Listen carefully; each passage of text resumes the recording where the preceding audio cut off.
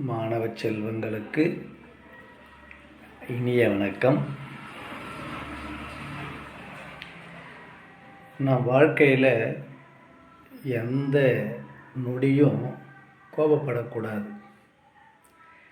அப்படி கோபப்படக்கூடாதுன்னு சொல்லிட்டு நமக்கு எல்லாரும் சொல்கிறாங்க, அட்வைஸ் பண்ணுறாங்க. புராணங்களையும் சொல்லப்படுது, பல கதைகள் சொல்லப்படுது. இருந்தாலும் சில நேரத்தில் நமக்கு கோபம் வருது. அது எப்படி நம்ம அதை அடக்கணுன்றது நமக்கு தெரியல.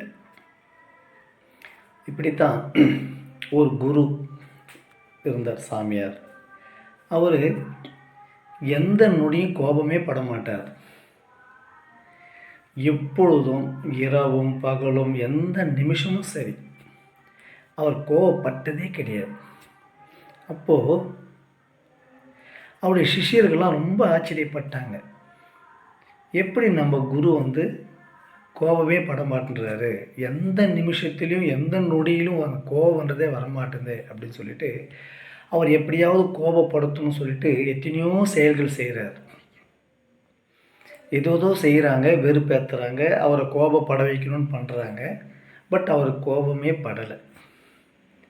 அப்போ ஒரு சிஷ்யை மட்டும் கேட்டார் அந்த குருவே, எது பண்ணாலும் எந்த நிமிஷமும் உங்களுக்கு கோபம் என்பதே வரலையே, எப்படி அப்படின்னு கேட்குறாங்க.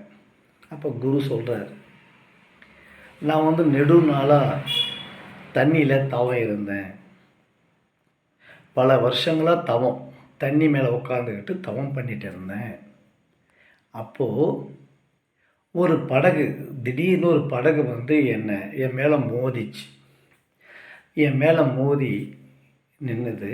அப்போ என் தவம் கலைஞ்சிடுச்சு. உடனே எனக்கு பயங்கரமான கோபம் வந்தது. பயங்கரமான கோபத்தோடு நான் படகை திருப்பி பார்த்தேன். பார்த்த உடனே அந்த கோபம் அப்படியே அடங்கி போச்சு. அப்படியா குருவே, அப்படி என்ன ஆச்சு? நான் அந்த படகை பார்க்கும்போது அந்த படகுல யாருமே இல்லை. அது ஒரு வெற்று படகு. சரி, பார்த்த உடனே எனக்கு அப்படியே கோபம் அடங்கி போயிடுச்சு. அப்போ அந்நேரத்துலேருந்து நான் முடிவு பண்ணிட்டேன், எந்த நேரம் கோபம் வந்தாலும் நம்ம கோபப்படுத்துகின்ற காரணம் அல்லது நம்மளை கோபப்படுத்துபவர்களை பார்த்துட்டு இது வெற்று படகு அப்படின்னு நினச்சிக்கிட்டு அமைதியாகிடுவது. அப்போது அந்த வெற்று படகுன்னு நினைக்கும் பொழுது, காலியான படகுன்னு நினைக்கும் பொழுது எனக்கு தானாக கோபம் அடைக்கணும். இதுதான் நான் இப்போ பண்ணிகிட்ருக்கேன் அப்படின்னு குரு அழகாக சொல்கிறார்.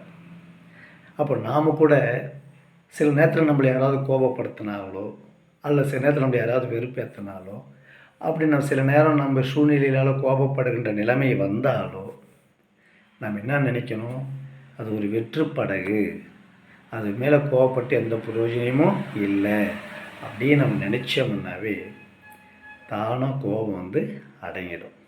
ஸோ முயற்சி செய்யலாமா?